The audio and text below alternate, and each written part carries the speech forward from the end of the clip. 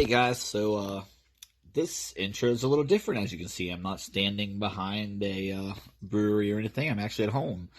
I filmed this episode with SmartMouth a few years ago, and then the COVID happened, and season 2 got put on hold. And that time, I got a new editor, and things were looking bad. But I'm back. As you see, this season 2 is out. And I'm already starting to film season 3, so hopefully everything's good. So without further ado, because I lost the intro somewhere in all this time, and it was raining that day when I filmed, but this is SmartMouth in Norfolk, Virginia. I say that question marky because it's like in between Norfolk and Virginia, but yeah, SmartMouth in Virginia. They're known for a IPA made from Lucky Charm marshmallows, and it's pretty good. So, cheers, enjoy. So I'm here with one of the co-owners, Chris. So, how did you get into beer? So, 2011, my husband had been dreaming about opening his own brewery. Chris. And he met another friend in town who was working as a lawyer, was looking at starting a different career. My husband works in the railroad business, and the two of them got together and they figured out that their ideas and plans were very similar, so they decided to open a brewery. Nice. Now, did you get into beer then, or were you always a fan of beer? So of legal age, I'm sure, when you started. Absolutely. So my husband and I met a million years ago and went to a lot of different breweries, and we got married in 1993. And went on a brewery tour for our honeymoon. We went to 11 breweries in 7 days, from Portland to San Francisco, which was the perfect area to do it. They don't remember a lot of them. It was great, and at that point, we really wanted to open a brewery, but we just got married, and it does cost about $1 million for the smallest kind of brewery that you're going to do. And we decided that wasn't really the time, and we would just put it on hold. And so by the time we met Porter, we were at a place where we could invest with him, and we found 11 other investors to all come together to start this. Now the name is called SmartMouth, and I love that. How did that come about? So we were going to be a brewery called Sidetrack because we had train tracks out in front of the brewery, and that name was already taken. So we were scrambling because we'd already had a Facebook page. We'd already started doing stuff with that name before we found out from the trademark office that it wasn't available. So Porter was listening to the radio one day, and there was a comedian being interviewed on NPR, and he said, "My mom used to call me Little Smart Mouth," and Porter went, "Smart Mouth, that could work," and we all liked it, and so we went with that. We found a marketing company that created our logo, which, if you haven't seen it, it's a mouth and a pint glass, and once you see both, you can't unsee either one. But a lot of people don't see it. Even works with hair. Yeah. I actually found out about them. I was at Virginia Beach walking the boardwalk, and they had cans, and their can designs are awesome. And we were talking a little bit before this, and she said they had a blackboard in the tap room, and people draw on it. They take some of those designs and put on cans. How did that come about? So when we decided we were going to package our beer, we went with cans, which was pretty unique at the time. It was back in 2013, 14, and our distributor even tried to urge us against doing cans. He said, everybody likes bottles, craft beers in bottles, and we said, we'll go with cans. We hired a marketing company to help us come up with the design, and they gave us a bunch of different designs. And the one that we went with, which is on the banners, which I don't know if you can see, but it took the doodles that we get on the chalkboard and incorporated them on the can. And it looks a little bit like a cereal box, and you kind of find yourself staring at it and reading it and looking at the different pictures and looking at the different designs. You find more things the drunker you get. Well, since you said cereal box, I will say, I saw this in my little neck of the woods. This is Saturday morning, and it's a cereal IPA, and I didn't know who brewed this. I saw it in a magazine. It turns out they did. So explain how this happened. So Saturday morning is a Marshmallow Ipa, brainchild of our head brewer from last year when we were planning our beers out. He said he wanted to make a beer. He wanted to release it in March, and he wanted it to be a Lucky Charms beer. Our president actually came up with the name Saturday Morning. We built an event around it with cosplay people and showing Saturday morning cartoons. I'd be here and, for the turtles. You know, we post it like we post to every event that we do. We have a different beer that comes out every month, and this was the monthly event for March. We posted it, and somehow it just got picked up, and then it got picked up, and it was like she told two friends, and she told two It was friends. ridiculous. I saw media for this beer everywhere last year. Everywhere. It was in magazines we get. It was on everywhere on Facebook, just everything. Jimmy Fallon. It was in Jimmy USA Fallon. Today. It was on U.S. News and World Report. It was a little crazy. We sold out in 2 hours, all draft, all cans. And Wow. because the beer had already been brewed by the time the media came out, we couldn't make any more. Yeah.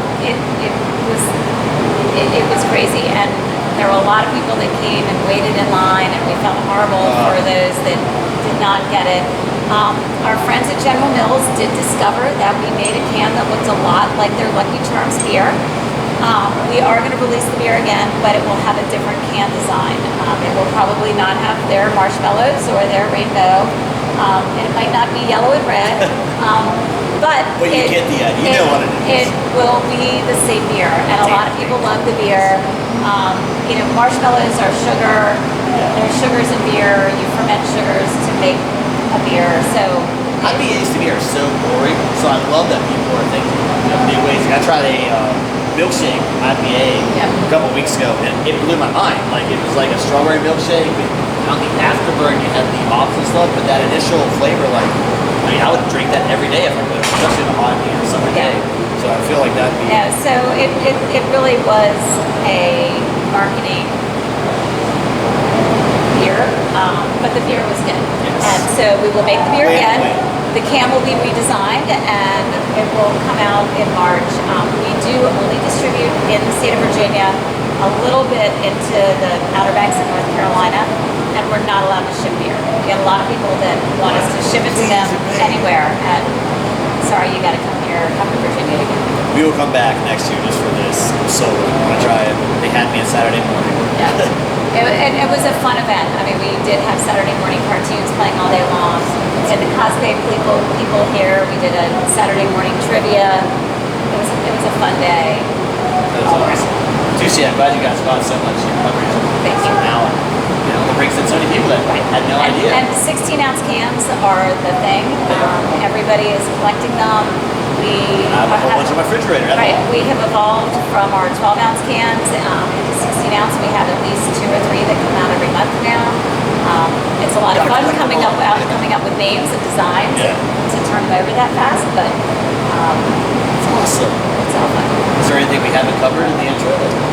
No, I mean, it's a fun industry. It's evolving and changing, and it went from piney beers and lagers to gozes and sours and New England style IPAs, and now seltzers are the new thing, and who knows what will be there next beer year. myself, it shows like the seltzer cells, like killing craft beer. I'm like, why? Like, I don't like regular. I don't know if I'd like it with alcohol. It's probably the only way I drink one. We have seltzer now too. Really? If it's craft, I'll try that. It is, but it's a lot of fun, and you're surrounded with like fun, cool people, and everybody's very creative, and it's a good time. Well, I love this little taster, so we're gonna get to my favorite, part of the whole thing, reviewing. So, we have this beautiful selection in front of us. Let's get started. Where are we starting with? So the first one that I brought you is our Safety Dance Pilsner. It's called Safety Dance. Our first street party that we had when we opened, we released a special beer for the street party along with our core beers. It happened to be a 7.5% alcohol beer, and people drank it all day long and were falling down because they just didn't plan on the alcohol content, including some of our staff at the end of the night when we had our party after our first big street event. It was our birthday party.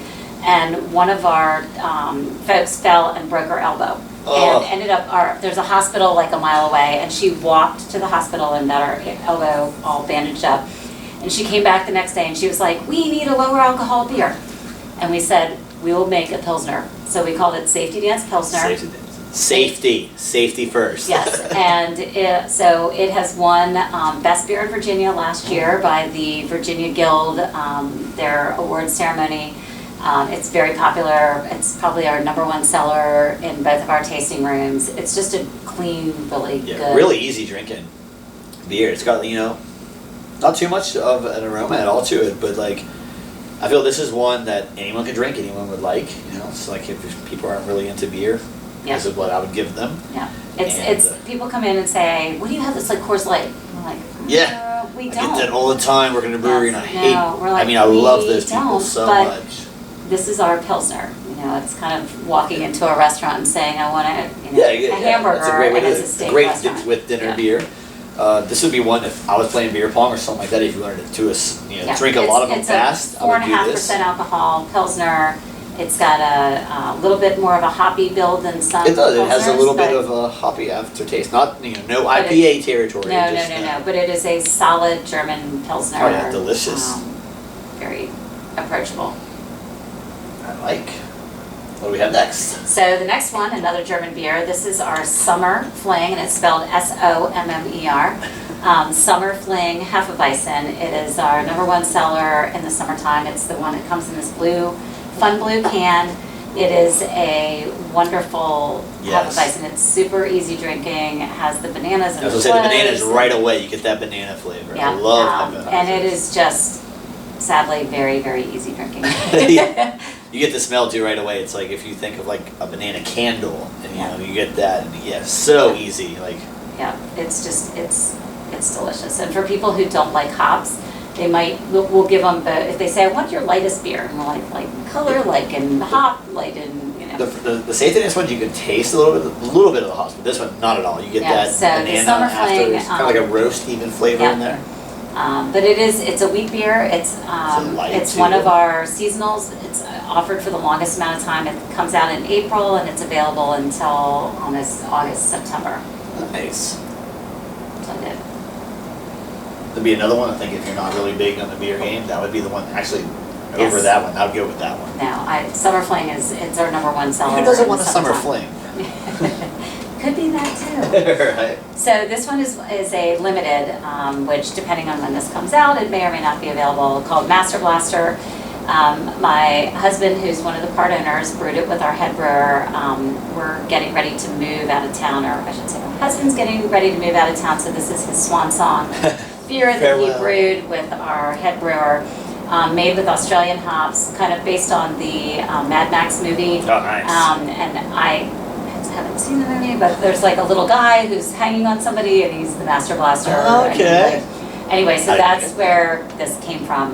But it's made with sort of in the New England style, but it's got a hop called Enigma, which our son actually was in Australia 2 years ago, and when we went over there, we went to a brewery. My husband fell in love with one of the beers they had, and he asked them what the hop was, and they said it was this Enigma hop. So they were able to get it and make it in this beer. You definitely get the hops on this one. It's not overpowering. It's not like shoving a pine cone down your throat or anything, but it's really well balanced. You don't get, all of that earthy flavors at once, which is weird for a double bit. I totally expected that. And it is a double, yeah. So. Yeah, still really smooth. I love the flavor. Maybe it is the different hops because it definitely doesn't taste like your normal double bit IPA. I would drink this. I'm not a huge really hop guy. Yeah, but that is the top seller at the moment. So it's crazy when you go to different, out of country, anywhere, hops matter. Yeah. So, and then the last one is another double IPA. This is called Notch 9, and for those of you who love Spinal Tap, there are 8 throttle positions on a locomotive, and this one is a Notch 9, so it takes it one farther. But this won a GABF medal several years ago. It is a solid double IPA. It does not, the hops don't bowl you over, not at all. but the alcohol will.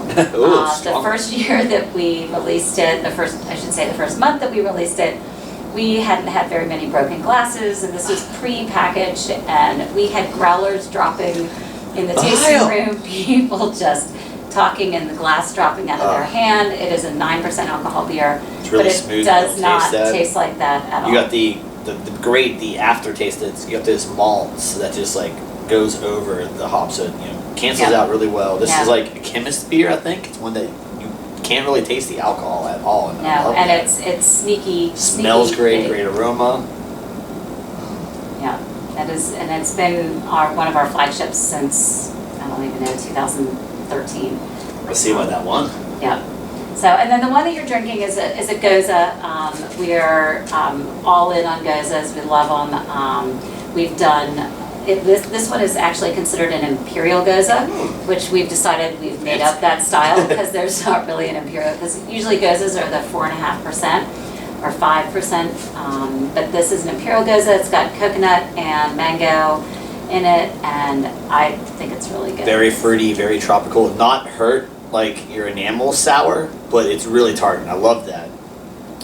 As you can see, I've been drinking on it the whole time, so obviously I like it. Sours and gozas are the big thing right now, so I see that this one probably is really popular. Yeah. And I see why. It's delicious. When I was tasting it, when I first tried it, I was like, oh, she's going to have berries or something. So I was really shocked when you said, coconut and mango. So, yeah. We've made lots of different gozas. We have kind of a Hanna-Barbera series where everyone that comes out has a different either character or story behind it. So this Meowie Wowie is right up in there with the series. So. Awesome. Well, appreciate all of this. And Absolutely. Cheers. Cheers.